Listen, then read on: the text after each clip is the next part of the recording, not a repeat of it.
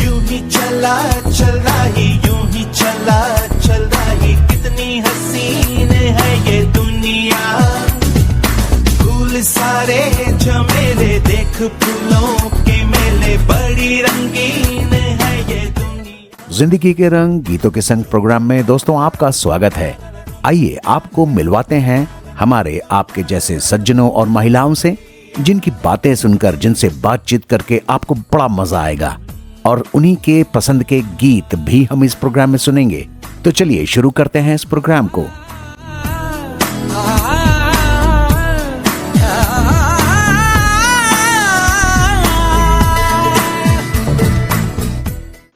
नमस्कार श्रोताओं, मैं आपकी आवाज की दुनिया का दोस्त आलोक कुमार हमेशा की तरह आपसे मुखातिब हूं। दोस्तों, आज का हमारा विशेष कार्यक्रम समर्पित है एक ऐसी प्रेरणादायक शख्सियत को जिन्होंने चिकित्सा सेवा को केवल एक पेशा नहीं बल्कि समाज सेवा का एक सशक्त माध्यम बनाया है। हम बात कर रहे हैं वरिष्ठ स्त्री रोग विशेषज्ञ डॉक्टर नूपुर प्रसाद जी की, जिनकी यात्रा उपलब्धियों और समर्पण से भरी रही है। डॉक्टर नूपुर जी न केवल एक कुशल चिकित्सक हैं, बल्कि उनके कार्य को राष्ट्रीय और अंतर्राष्ट्रीय स्तर पर भी सम्मान मिला है। वे नेशनल स्कॉलरशिप होल्डर रही हैं, उन्हें एशिया रिसर्चर अवार्ड से सम्मानित किया गया है और खासतौर से कोविड काल में उनके उत्कृष्ट सेवा कार्य के लिए उन्हें नारी शक्ति सम्मान प्राप्त हुआ और साथ ही चिकित्सा एवं सामुदायिक सेवा में उत्कृष्ट योगदान देने के लिए उन्हें सत्य स्त्री सम्मान से भी नवाजा गया है। और साथ ही ग्रामीण राजस्थान से लेकर बड़े चिकित्सा संस्थानों तक एसएमएस मेडिकल कॉलेज और हॉस्पिटल जैसे प्रतिष्ठित संस्थान में अपनी सेवाएं देते हुए उन्होंने हजारों महिलाओं के जीवन को स्वास्थ्य और आशा की नई दिशा दी है। तो आइए आज सुनते हैं एक ऐसी यात्रा को जो चिकित्सा, सेवा, संघर्ष और संवेदना से होकर गुजरती है और जानेंगे डॉक्टर नूपुर जी के विचार और जीवन की प्रेरणाएं। डॉक्टर नूपुर जी, रेडियो एसएन के इस विशेष कार्यक्रम में आपका हार्दिक स्वागत है। नमस्कार आलोक जी, सभी श्रोताओं को मेरा नमस्कार और बड़ा अच्छा लग रहा है आपके प्रोग्राम में आके। तो चलिए नूपुर जी, शुरुआत करते हैं और स्वागत हम आपका एक बार पुनः करें हैं और शुरुआत फिर ऐसा करते हैं, शुरुआत से ही कर लेते हैं। कुछ आपके बचपन से शुरुआत करते हैं, आपके उदयपुर की यादों से शुरुआत करते हैं।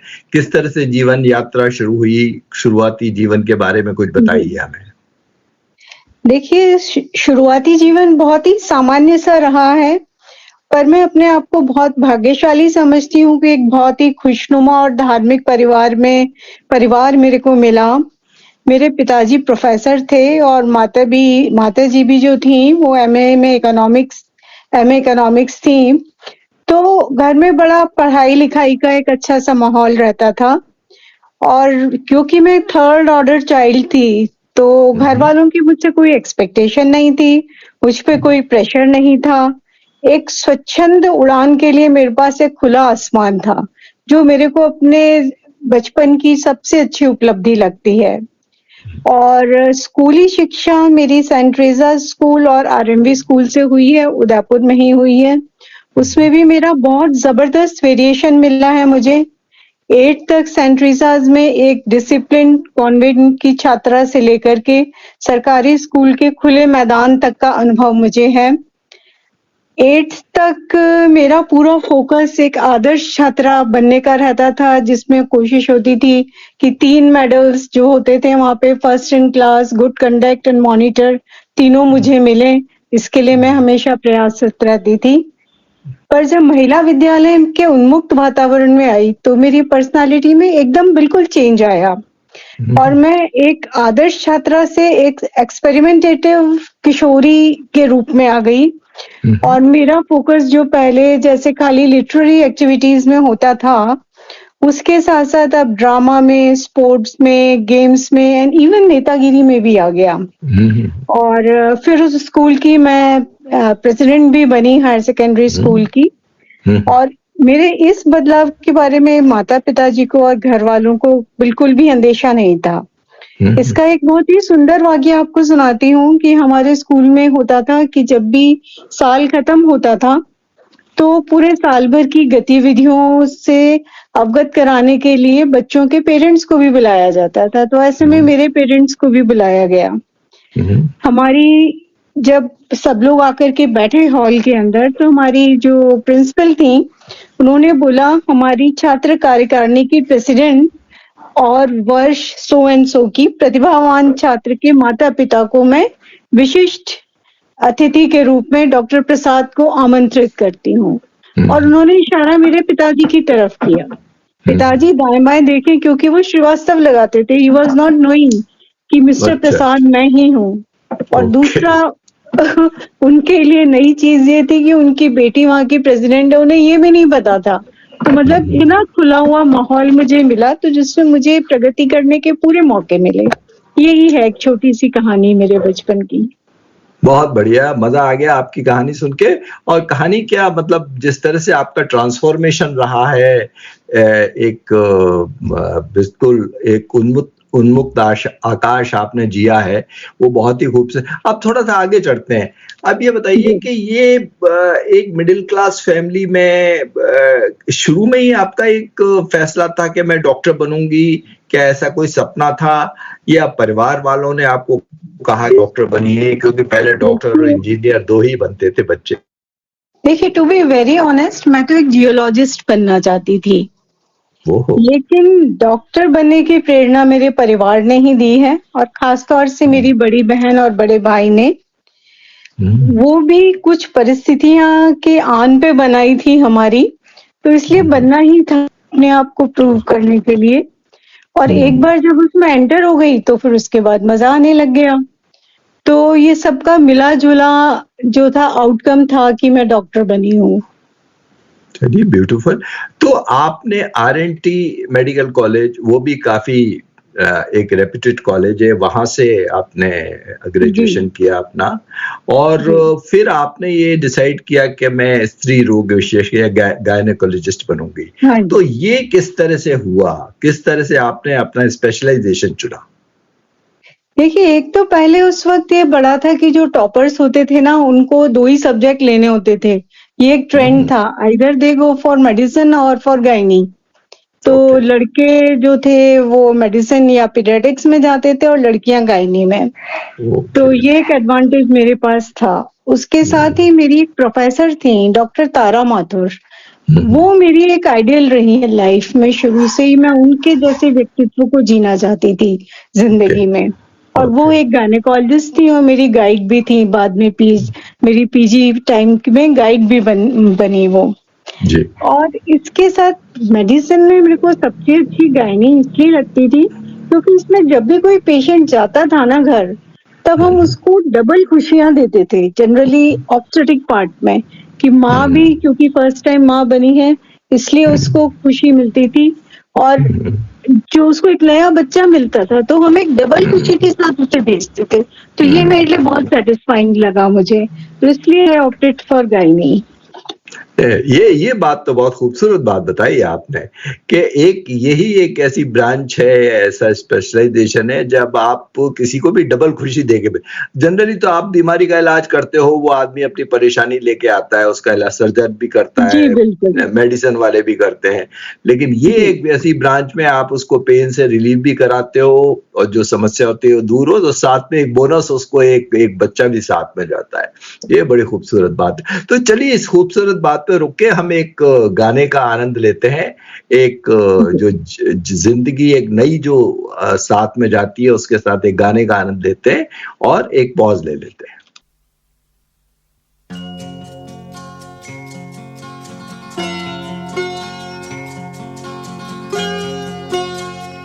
मेरे घर आई, मेरे घर आई एक नन्ही परी, एक नन्ही परी, चांदनी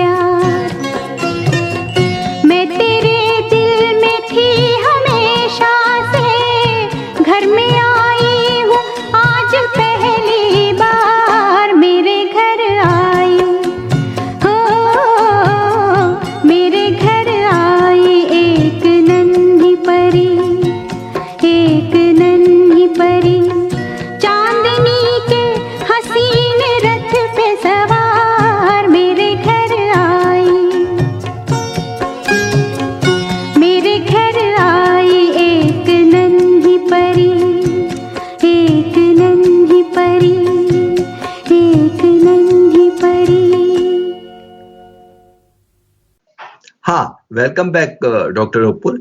अब थोड़ा हाँ सा जी। हम आपके प्रोफेशनल कैरियर की तरफ आते हैं, बातचीत करते हैं। आपने राजस्थान के ग्रामीण क्षेत्रों से लेकर एसएमएस मेडिकल कॉलेज और हॉस्पिटल तक की आपकी ये जो चिकित्सा यात्रा है, ये कैसी रही? कुछ इसके बारे में बताइए, कैसे अनुभव रहे आपके इससे? कुछ इसके बारे में बताइए। देखिए, जिंदगी ने जहां मोड़ा वहां मैं मुड़ी और बड़ी सहजता से मुड़ी। मतलब कहीं मैंने रेजिस्ट नहीं किया लाइफ को। तो इनिशियली मेरी शुरुआत एक गुनेड़ा नाम के छोटे से लास्ट गांव है राजस्थान का टुवर्ड्स हरियाणा, वहां पे शुरू हुई थी। और वो एक ऐसा गांव था जहां पे कि न तो पानी की कोई व्यवस्था थी और बिजली भी दिन भर में 2-3 घंटे ही आती थी। ओहो, पर अच्छा। ठीक है, वहां पे भी अच्छे से काम किया और पूरी अपनी स्पिरिट को जिंदा रखा। वहां पे हम लोगों ने, मैंने और मेरे हस्बैंड ने वहां पे एक ओटी एस्टेब्लिश किया, जबकि वो एक पीएचसी थी। और वहीं पे हम लोगों ने 2 रिसर्च पेपर्स भी निकाले। तो कभी भी कोई परिस्थिति हमारे लिए रुकावट का साधन नहीं बन पाई। उसके बाद हम विभिन्न चिकित्सालयों में जिला स्तर पे भी रहे, फिर मेडिकल कॉलेज के हॉस्पिटल्स में भी रहे। उसके बाद एडमिनिस्ट्रेशन में डायरेक्टरेट में रहे, वहां पे एड्स कंट्रोल सोसाइटी में मैंने करीब 7-1 साल काम किया, जो कि एक बहुत ही बढ़िया अनुभव रहा मेरी जिंदगी का। फिर एनआरएचएम जो प्रोजेक्ट है उसमें काम करने का मौका मिला मेरे को करीब 5 साल। तो वहां पे जो जेएसएसवाई जो प्रोग्राम चलता है गर्भवती महिलाओं को, उसको लॉन्च करने में की रोल मेरा ही रहा वहां पे। तो ऐसे बहुत सारे मेरे को अनुभव मिले। और इसके साथ ही जैसे राष्ट्रीय स्तर पर भी, जैसे नाको है, एनआरएचएम है, ऐसी संस्थाओं में राज्य को कई बार रिप्रेजेंट करने का भी मौका मिला मुझे दिल्ली के अंदर। एक बार तो जैसे मैं आपको बताऊं कि सेफ अबॉर्शन की गाइडलाइंस बन रही थी for SAARC nations. Okay. And somehow ईश्वर की एक कृपा हुई कि सब मुझे इंडिया का जो टीम गई थी उसके अंदर भी भागीदारी निभाने का अवसर मिला। तो भगवान ने मौके तो हर लेवल के हर जगह बहुत दिए और रिकॉग्निशन भी दिया और सेटिस्फैक्शन भी दिया। बहुत कुछ है, बहुत बहुत ही सहजता से आपने बता दी इतनी सारी उपलब्धियों के बारे में। अब थोड़ा सा आपने ग्रामीण क्षेत्रों में भी काम किया है, तो ये बताइए कि जो ग्रामीण क्षेत्रों की महिलाएं होती हैं, तो जी। आपने उनको क्लोजली ऑब्जर्व भी किया होगा, तो उनकी हेल्थ से रिलेटेड कोई खास समस्याएं हैं जो आपने देखी हैं, जो देखिए, खास तौर से ग्रामीण क्षेत्रों में ही होती है? हाँ जी, हाँ जी। देखिए, समस्याएं तो ग्रामीण और शहर को देख के नहीं आती, समस्याएं ओके। तो व्यक्ति में होती हैं। लेकिन गांव के अंदर जो एक एडेड फैक्टर है दैट इज इग्नोरेंस। उन्हें पता नहीं है चीजों के बारे में, उन्हें पता नहीं है ये सामान्य है या असामान्य है। वो उसको जिंदगी का पार्ट समझ के जीती हैं, तो इसलिए रोग भी बढ़ जाता है उनका। साथ ही अगर उनका कोई डायग्नोस भी हो जाता है, कुछ डायग्नोसिस हो जाता है, तो पहले तो डिनाइल फेज में जाती हैं बहुत ज्यादा कि नहीं नहीं नहीं, कुछ नहीं, मुझे कुछ नहीं है। फिर अगर फिर भी आप उनको किसी तरह कन्विंस कर लो तो फिर वो इनडिफरेंस पैदा कर लेती हैं, क्योंकि उन्हें लगता है वो तो प्रायोरिटी में हमेशा अपने आप को सबसे नीचे ही रखती हैं। तो ग्रामीण महिलाओं को मोटिवेट करना टू टेक ट्रीटमेंट, ये एक बहुत बड़ा चैलेंज होता है। भाई, अवेयरनेस तो हम पैदा कर लेते हैं आईईसी के माध्यम से, लेकिन उनको मोटिवेट करना और उनको ट्रीटमेंट की कंप्लायंस इंश्योर करना, ये एक चैलेंजिंग काम हो जाता है। ये थोड़ा फर्क है शहर वालों से। अच्छा, मैं वैसे ही by the way off the cuff सवाल पूछ रहा हूँ, जो ग्रामीण महिलाओं को आप ट्रीटमेंट देते हैं, जो भी मेडिसिन बताती होंगी, तो क्या ये किस तरह से इंश्योर कर पाते हैं कि ये उसको रेगुलरली ट्रीटमेंट को ले रही हैं, नहीं ले रही? क्या इनके हस्बैंड्स को भी या जो भी फैमिली मेंबर्स हैं उनको भी एजुकेट करती हैं, कुछ समझाती हैं कि भाई ये दवाई इस टाइम लेनी है, ऐसे लेना है, ऐसे लेना है? क्योंकि वही इग्नोर। हाँ। कोशिश तो जनरली ये कि जो साथ में आया है उसे भी समझाया जाए। और ग्रामीण परिवेश में जनरली हस्बैंड्स नहीं आया करते साथ में, उनके साथ में या तो उनकी सास आएगी या जेठानी आएगी या ननंद आएगी, इस तरह के रिश्ते आते हैं। तो उसमें कंप्लायंस इसलिए मुश्किल हो जाता है कि वो लोग उनके साथ नहीं रह रहे होते। हस्बैंड तो साथ रहता है, अगर उसको समझा दो और वो आ जाए तो कंप्लायंस एक बेटर कंप्लायंस हम एक्सपेक्ट कर सकते हैं। लेकिन ननंद है अपने घर चली गई, जेठानी अपने घर चली गई एक बार दिखा करके, तो कंप्लायंस वहां पे मुश्किल है, काफी मुश्किल है। लेकिन फिर भी अब जागरूकता आ रही है धीमे धीमे, वो भी अवेयर हो रही हैं अपनी हेल्थ के लिए, तो पहले से तो बहुत अच्छी स्थितियां हैं अब। तो चलिए इसी ग्रामीण क्षेत्र में जो आपने सेवाएं दी हैं और जो आपके अनुभव रहे हैं उसकी बात पे रुक के हम एक गाने के लिए रुक जाते हैं, फिर अपनी बातचीत को जारी रखते हैं। ये रात ये चांदनी फिर कहाँ, सुन जा दिल की दास्तां।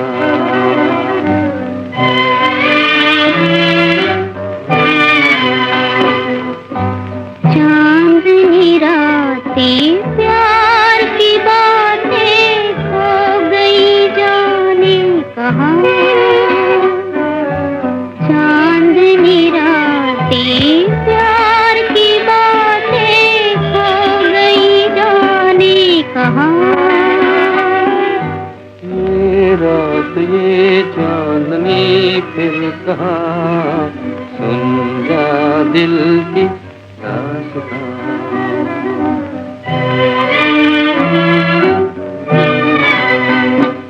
आती है सदा तेरी टूटे हुए तारों से, आहट तेरी सुनती हूँ खामोश नज़ारों से। भीगी हवा ऊदी घटा कहती है तेरी कहानी। तेरे लिए बेचैन है शोलों में लिपटी जवानी। सीने में बल खा रहा है धुआं, सुन जा दिल की दास्तां। ये रात ये चांदनी फिर कहाँ, सुन जा दिल की दास्तां।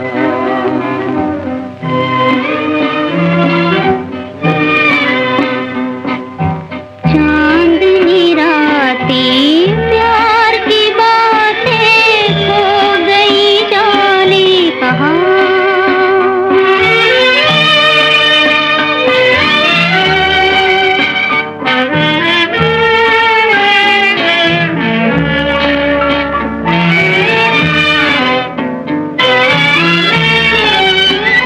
लहरों के लबों पर है खोए हुए अफसाने। गुलजार उम्मीदों के सब हो गए वीराने। तेरा पता पाऊं कहाँ, तूने है सारे ठिकाने। जाने कहाँ गुम हो गए जाके वो अगले जमाने।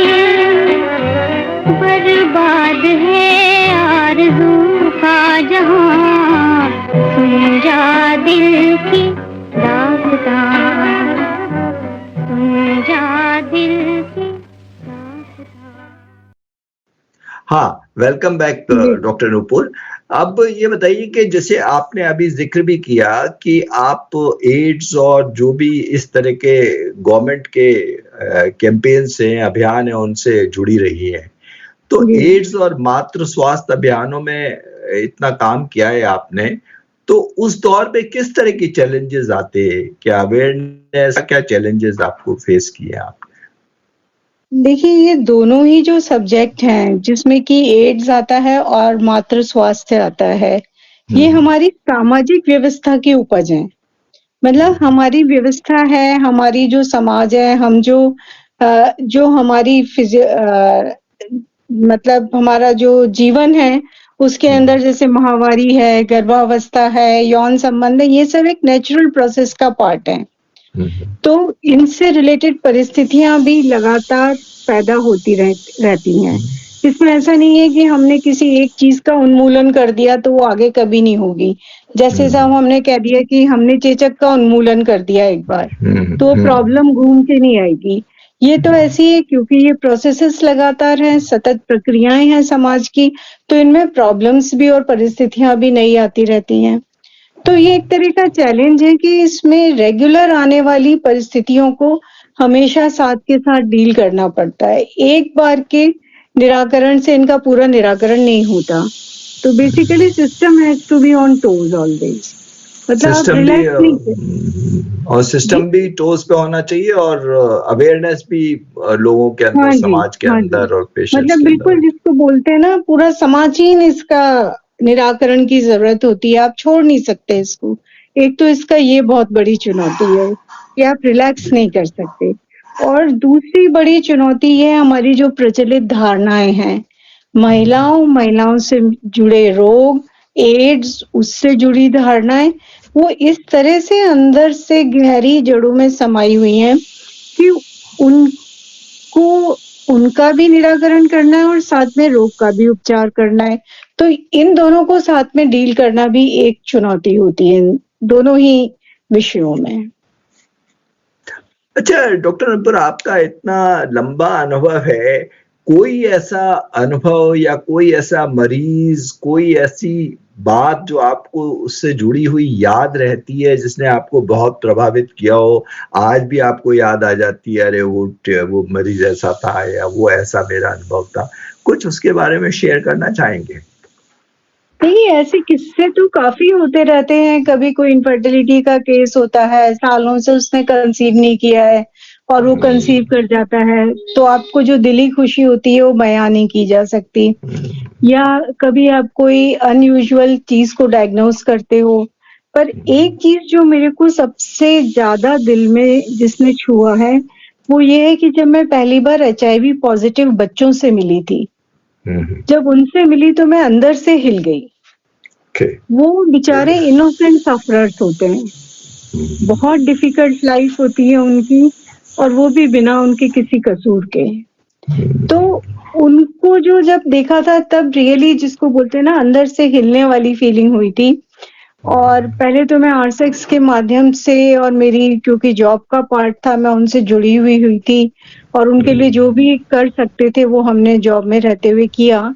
पर आज भी मैं उन संस्थाओं से जुड़ी हुई हूँ जो कि HIV पॉजिटिव बच्चों की केयर करते हैं, और मैं यथासंभव उसमें सहयोग देती हूँ। तो वो एक ऐसा है जो कि मेरे दिल के बहुत करीब है। नहीं, सही बात है। बच्चों को अगर ये बीमारी हो जाए जबकि बिना उनके किसी कसूर के, तो ये तो बहुत ही चिंताजनक है। तो अब आप रिटायरमेंट के बाद में चैरिटेबल हॉस्पिटल्स में अपनी सर्विसेज दे रही है, ये इतनी समर्पण और इतनी मेहनत आप कैसे करती हैं, कुछ इसके बारे में बताइए। अरे ये कोई समर्पण नहीं है। ये तो एक्चुअली आपने पूरा अपना जीवन जिया है। आपने अपनी स्किल्स को पहले, as being a government job servant, आपने वहां पे सर्विसेज दी हैं, और भी आपके पास स्किल है, आप में कैपेसिटी भी है, तो उसी से किसी को फायदा हो जाए तो उसमें कोई नुकसान नहीं है। तो इट्स नॉट अ समर्पण, इट इज जस्ट कि भाई हम क्या दे सकते हैं समाज को, इससे ज्यादा कुछ नहीं है। समर्पण तो बहुत बड़ा शब्द हो जाता है।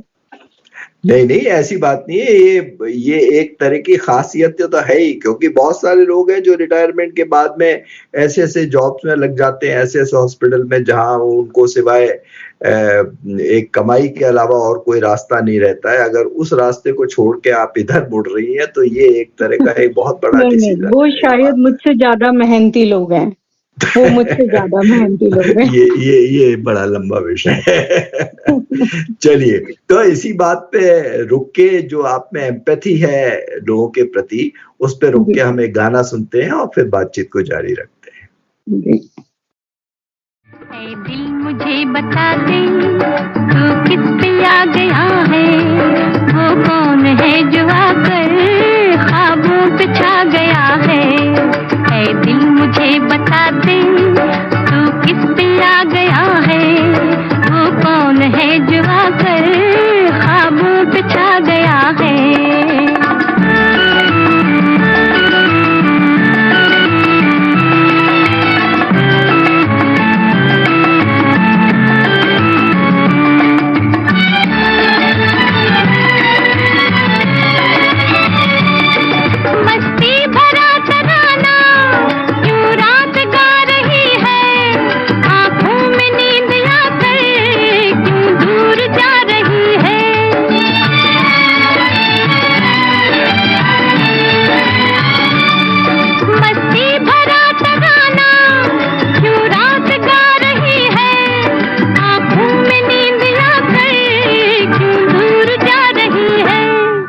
दिल में कोई सितमगर अरमां जगा गया है, वो कौन है जो आकर ख्वाबों पे छा गया है।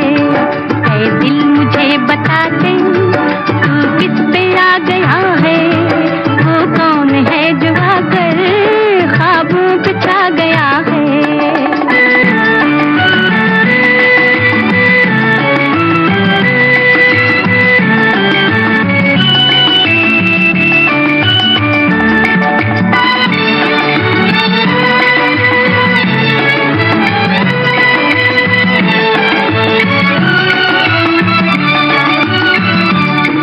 बेताब हो रहा है ये दिल मचल मचल के, शायद ये रात बीते करवट बदल बदल के।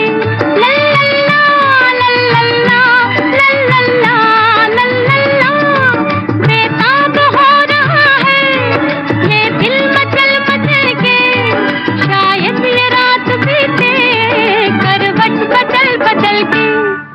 ऐ दिल जरा संभल जा, शायद वो आ गया है, वो कौन है जो आकर ख्वाबों पे छा गया है।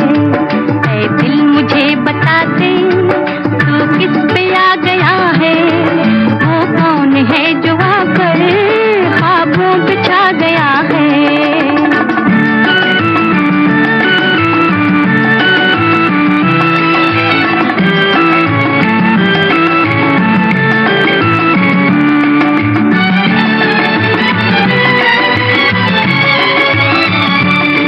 भीगी हुई हवाएं, मौसम भी है गुलाबी, क्या चांद क्या सितारे, हर चीज है शराबी।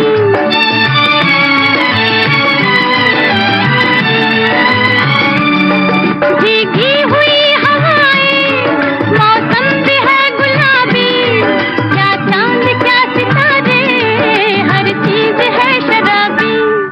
धीरे से एक नगमा कोई सुना गया है, वो कौन है जो आकर ख्वाबों पे छा गया है। ऐ दिल मुझे बता दे तू किस पे आ गया है, वो कौन है जो आकर ख्वाबों पे छा गया है। तो चलिए डॉक्टर नूपुर, अब एक आपके दूसरे रूप के बारे में बात करते हैं। आपका जो पर्सनैलिटी का एक दूसरा आयाम है उसके बारे में बात करते हैं। आप एक प्रशिक्षित कथक नृत्यांगना भी हैं, तो कथक सीखने की शुरुआत कैसे हुई और आपको कैसे इंटरेस्ट आया है इसमें? देखिए, इसमें भी मैं अपने परिवार को ही इसका श्रेय दूंगी, क्योंकि जब 6-7 साल के हुए थे तब मम्मी डैडी ने ही हमको म्यूजिक स्कूल में डाला था, हम तीनों भाई बहनों को। हाँ, ये चॉइस उन्होंने हमको दी थी कि तुम्हें जो सीखना है तुम सीख सकते हो, पर म्यूजिक को वो बहुत जरूरी समझते थे लाइफ में, तो हम तीनों को उन्होंने म्यूजिक स्कूल भेजा।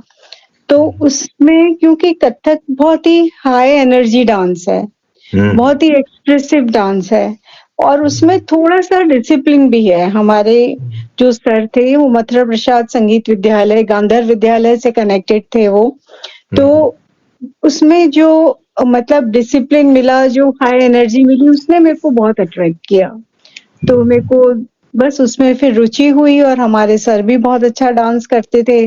वहां पे जो ऑलरेडी पहले आते थे बड़े, उसमें हम लोगों के टाइम की जो एक नृत्यांगना है उसको आप सब लोग जानते हैं, वो प्रेरणा श्रीमाली जी हैं, जो कि उस टाइम उन्होंने शुरू में वहां पे शुरू किया था, उनका बिल्कुल शुरुआत थी वहां पे। तो उनके साथ भी हमें देखने का सौभाग्य मिला। तो ये सब मोटिवेटिंग फैक्टर्स रहे लाइफ में कि भाई इतने अच्छे अच्छे लोगों को देखा तो मन किया जी। अच्छा, तो इसके कथक के अलावा आप संगीत है, पेंटिंग है, कविता भी आप लिखती हैं, और फिर कुकिंग भी बहुत अच्छी करती हैं जैसा लोगों ने बताया है। तो ये जो शौक है आपको किस तरह से लगे और किस तरह से ये लाइफ को बैलेंसिंग कर रहे हैं, कुछ इसके बारे में बताइए। देखिए, ये सारी मेरी हॉबीज समय के साथ में धीमे धीमे डेवलप हुई हैं। मतलब जहां जिसकी जरूरत पड़ी उस चीज को डेवलप किया है। मतलब विवाह से पूर्व कुकिंग नहीं आती थी, पर बाद में मदर इन लॉ बहुत अच्छी कुक मिली। साथ में हस्बैंड ने भी बहुत जबरदस्त एक्सपोजर दिया, डिफरेंट होटल्स में ले जा करके। तो मतलब एक इंटरेस्ट डेवलप हुआ कुकिंग में, एंड डेफिनेटली अब कुकिंग में पूरा इंटरेस्ट है मुझे। और उसके साथ ही जैसे कई बार ऐसा होता है कि कुछ भाव होते हैं लाइफ में, या कुछ परिस्थितियां होती हैं जिनको हम शब्दों में कन्वे नहीं कर सकते सामने वाली पार्टी को, या हम उनको किन्हीं कारणों से व्यक्त नहीं कर पाते। तो उनको अभिव्यक्ति देने के लिए फिर मैंने इसमें जैसे कविताएं लिखना शुरू किया, पेंटिंग शुरू करी, क्योंकि हर चीज को आप कह नहीं सकते। वो आपकी खुद की अनुभूति होती है, आपको समाज का भी डर होता है, कहें कि नहीं कहें, और कहीं अभिव्यक्त भी करना होता है। तो उसमें फिर मेरे को ये कविता है, पेंटिंग है, ये बहुत अच्छे माध्यम मिले। ये बहुत ही रिलैक्सिंग है मेरे लिए, और लाइफ की जीवंतता भी बनी रहती है, थोड़ी गति भी बनी रहती है इससे, तो अच्छा लगता है लिखने में। बाकी चलिए, बहुत बढ़िया। प्रोफेशनली कभी ऐसा सोचा नहीं। चलिए, बहुत बढ़िया। तो इतने कम डॉक्टर्स होते होंगे जो अपनी स्किल सेट के अलावा, अपनी नॉलेज के अलावा, इस तरह की भी, जो मेडिकल नॉलेज के अलावा भी इस तरह की सब चीजों में उनको इंटरेस्ट होता है। अच्छा, ये कुकिंग पे थोड़ी मैं बात और करना चाहूंगा। कोई ऑफ द कफ सवाल है, कोई खास डिश हमारे लिस्टर्स के लिए बताना चाहें जो आपकी स्पेशलिटी हो, जो आप बहुत अच्छी बनाती हो और आपको लगता है कि और सिंपल भी हो बनाने में, ऐसी कोई डिश के बारे में बताइए। देखिए, मेरे को जो लोग बाग कहते हैं कि मैं अच्छा बनाती हूँ, एक्चुअली हम नॉनवेज हैं, तो उसके अंदर एक साग मटन करके होता है, वो मेरी मतलब यूनिक डिश है। और जिसने भी खाई है सबको पसंद है। इसके अलावा एक होती है कैरेमल पुडिंग में है। तो ये दो चीजें definitely I am proud of them. तो किसी को भी सीखनी है, they can come to me, मैं बिल्कुल खुशी से सिखा सकती हूँ जी। चलिए, तो श्रोताओं, ये खास बात है। देखिए, डॉक्टर जो हैं आपको डॉक्टरी के अलावा भी बहुत सारी चीजें सिखा रही हैं। एक साग मटन आप सीखिए इनसे, और कभी आपने कमेंट करके बताइएगा इसके बारे में। तो चलिए, इसी बात पे रुक के एक अच्छा सा गाना सुन लेते हैं और फिर आगे इस बातचीत को जारी रखते हैं। या सो जिया में समाए गयो रे, कि मैं तन मन की सुध बुध गवा बैठी। पिया सो जिया में समाए गयो रे, कि मैं तन मन की सुध बुध गवा बैठी। हर आहट पे समझे ओ आए गयो रे, हर आहट पे समझे ओ आए गयो रे। झट घूंघट में मुखड़ा छुपा बैठी। पिया सो जिया में समाए गयो रे।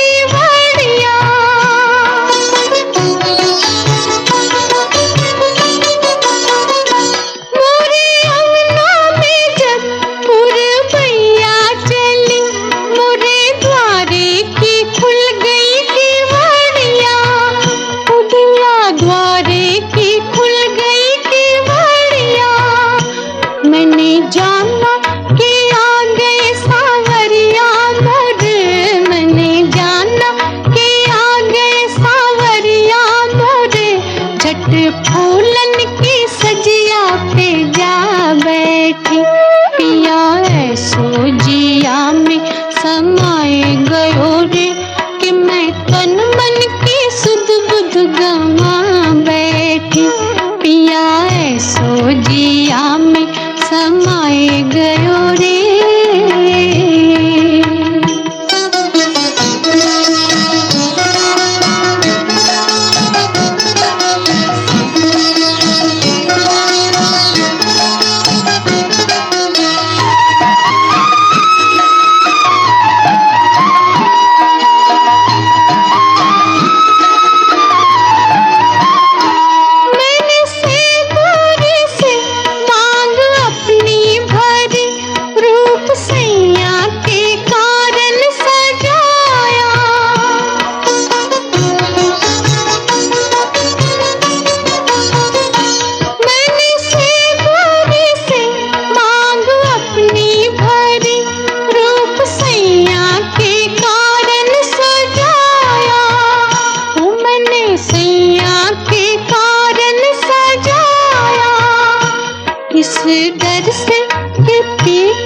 नजर ना लगे इस डर से कि पी की नजर ना लगे, झट नैनन में कजरा लगा बैठी। पिया ऐसो जिया में समाए गयो रे कि मैं तन मन की सुध बुध गवा बैठी। हर आहट पे समझे हो आए गयो रे, झट घूंघट में मुखड़ा छुपा बैठी। पिया ऐसो जिया में समाए गयो रे।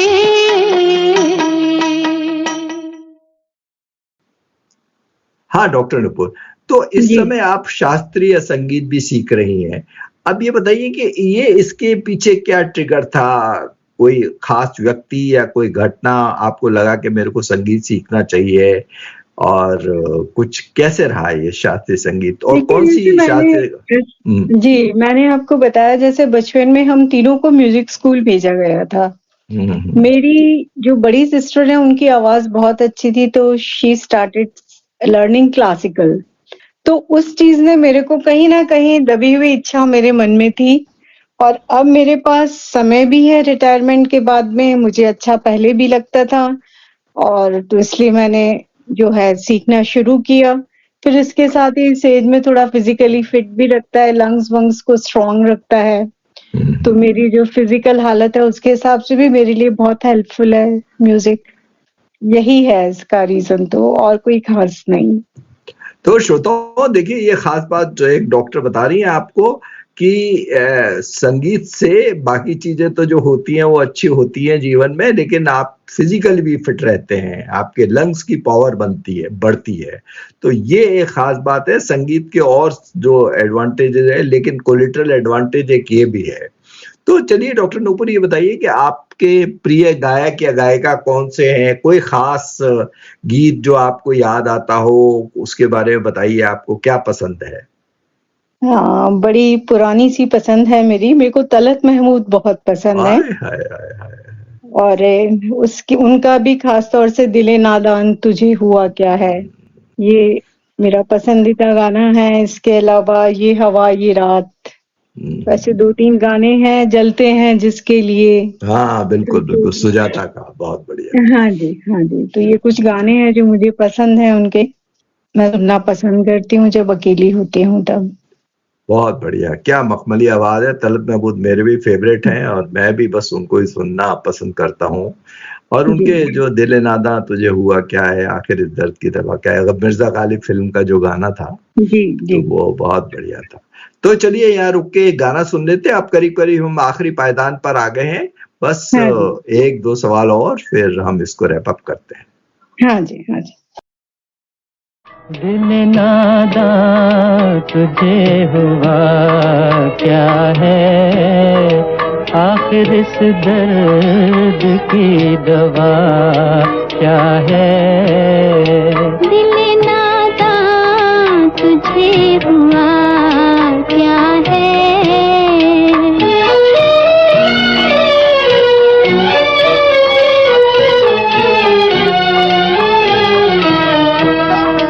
हम हैं मुश्ताक और वो बेजार, हम हैं मुश्ताक और वो बेजार, या इलाही ये माजरा क्या है। दिल नादा तुझे हुआ क्या है।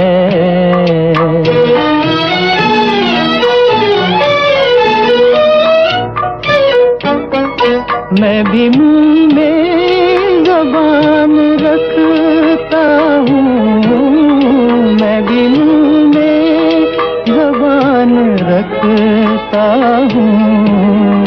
काश पूछो कि मुद्दा क्या है। दिल नादा तुझे हुआ क्या है।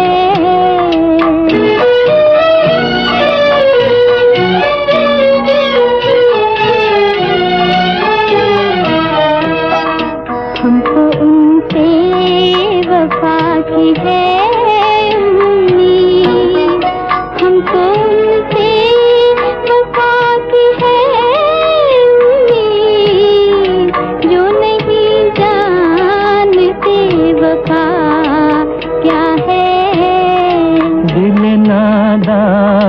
तुझे हुआ क्या है।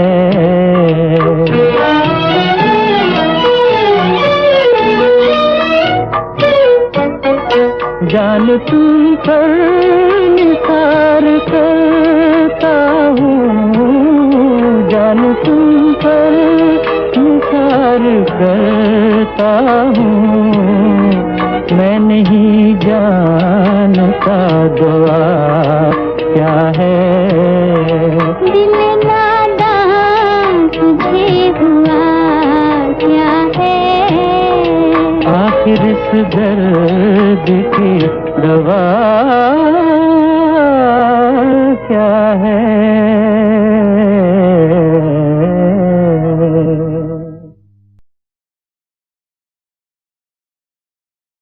हाँ डॉक्टर अनुपुर, अब देखिए आपने इतना अच्छा जीवन जिया है, इतने सारे अनुभव हैं आपके साथ में, मेडिकल फील्ड के भी हैं, मेडिकल फील्ड्स के परे के भी अनुभव हैं। तो आप ही बताइए कि जिंदगी में सक्सेस या सफलता को आप किस रूप में देखती हैं, उसको क्या आप उसके बारे में क्या सोचती हैं? सफलता यानी देखिए, सफलता की सबकी परिभाषा अलग अलग होती है। मेरे निगाह में तो एक सहज, सुगम, थोड़ा अनकॉम्प्लिकेटेड सी लाइफ अगर बीत जाए आपकी, तो वो सफल जीवन है। और एक ऐसा जीवन जहाँ पे कि प्रोफेशनली भी और पर्सनल लाइफ में भी एक सामंजस्य हो, और ना तो आप किसी तरह से डिप्राइव्ड फील करें, ना आपका कोई फैमिली मेंबर करे। क्योंकि अगर फैमिली में रह रहे हैं तो उनके लिए भी आपकी रिस्पॉन्सिबिलिटी है, तो उनकी भी रिक्वायरमेंट्स पूरी होनी चाहिए और वो भी डिप्राइव फील ना करें। इससे अच्छा जीवन कुछ नहीं हो सकता। ब्यूटीफुल। ये खास बात है।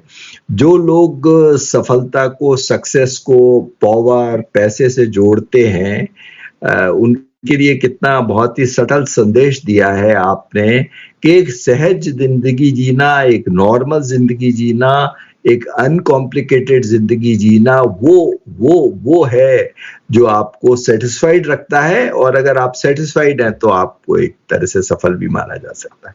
बहुत बढ़िया बात। तो अब अंत में डॉक्टर निपुर, हमारे श्रोताओं को कोई आपका संदेश हो वो दीजिए। आप कोई कविता की पंक्तियां सुनाना चाहें, कोई गुनगुनाना चाहें तो आपका स्वागत है, मंच आपका है। देखिए, एक जो गीत है वो मेरे को काफी पसंद है और मैं उस पे अमल करने की भी कोशिश करती हूँ। हालांकि गाने में इतनी अच्छी नहीं हूँ, पर गुनगुना के देखती हूँ। बिल्कुल। जिंदगी के सफर में गुजर जाते हैं जो मकाम, वो फिर नहीं आते, वो फिर नहीं आते। जिंदगी के सफर में गुजर जाते हैं जो मकाम, वो फिर नहीं आते, वो फिर नहीं आते। बेसिकली इन दो लाइनों ने मेरे को बहुत अफेक्ट किया है कि जीवन में जो भी पल, जो भी मौके या जो भी अवसर जब भी आए, उनको पूरा 100% जी लो। क्योंकि अगर एक बार निकल गया ना वो समय, तो वो वापस नहीं आएगा। और जो खुशी उस मोमेंट पे मिलती है वो शायद हमें बाद में ना मिल पाए, और साथ ही में हम कुछ प्रोडक्टिव और क्रिएटिव भी हो पाएंगे, क्योंकि वो मौका हमको ऊपर वाले ने दिया है। तो कोई भी मौका छोड़ना नहीं है, वो मतलब लौट के नहीं आएगा। तो ये मेरी थोड़ा संदेश है, चाहे आप इसको संदेश समझ लें या मेरी लाइफ का मोटिवेटिंग सेंटेंस समझ लें, यही है। और क्योंकि अब अंत में नियति सबकी एक ही होनी है, और मेरे हिसाब से एक शाख के पत्ते के समान होती है, जिसको मैंने कुछ पंक्तियों में ढाला है। हवा से हाथ मिला, हवा से हाथ मिला, उड़ चला बेपरवाह आवारा, पता देता रहा सदा दरख्त का जिससे वो था उगा। संग हवा के मटकता रमकता लहकता चहकता रहा नापता अनगिनत दूरियां। कभी उलझता कभी संभलता न था डर न थी मजबूरियां। पर रियलिटी ये हवा तो हवा थी, कभी यहाँ तो कभी वहां थी। जाने कब कहाँ हो गई, क्यों और कैसे बेपरवाह हो गई। लड़खड़ा गया डगमगा गया, लड़खड़ा गया डगमगा गया। खोजता अपना पता वो अकेला पत्ता। पर अब न हवा थी न दरख्त था केवल एक स्तब्ध पत्ता, एक अकेला लापता पत्ता। This is all, thank you. बहुत सुंदर, मजा आ गया। आपका पहला गीत आपने आपकी कसम का गाया था, वो मेरा भी फेवरेट गाना है। बहुत ही खूबसूरत पिक्चर भी थी और ये खूबसूरत गाना था। और ये कविता तो बिल्कुल एक जीवन की एक ये यात्रा है जैसी हम सबकी है, उसके बारे में इतनी खूबसूरत तरह से आपने सारी बात बता दी है, तो मजा आ गया बिल्कुल। बहुत बहुत धन्यवाद और आभार। धन्यवाद, थैंक यू। तो डॉक्टर नुपुर जी, आज आपने जिस आत्मीयता से अपने अनुभव, संघर्ष, संवेदनाएं और जीवन दर्शन हमारे श्रोताओं के साथ साझा किए हैं, उसके लिए हम आपका बहुत हृदय से आभार व्यक्त करते हैं। मेरा भी जीवन के रंग गीत के संघ को बहुत बहुत धन्यवाद कि मुझे एक अभिव्यक्ति का मंच दिया। धन्यवाद। तो चिकित्सा सेवा के साथ साथ कला, संगीत और संस्कृति के प्रति आपका प्रेम वास्तव में जीवन को संतुलित और सुंदर बनाने की प्रेरणा देता है। हम कामना करते हैं कि आप इसी तरह स्वस्थ, सक्रिय और प्रेरणादायी बनी रहें और समाज को अपनी सेवाओं तथा सकारात्मक ऊर्जा से निरंतर समृद्ध करती रहें। श्रोताओं, आज के इस विशेष कार्यक्रम में बस इतना ही। मैं आलोक कुमार आपसे अनुमति चाहता हूं। नमस्कार, स्वस्थ रहिए, मुस्कुराते रहिए और सुनते रहिए रेडियो SN। Thank you. दोस्तों, जिंदगी के रंग गीतों के संग के आज के इस प्रोग्राम में बस इतना ही। कल एक और नए सज्जन और महिला हमारे साथ हाजिर होंगे आपके लिए मजेदार बातें और गीत लेकर। सुनना न भूलिएगा।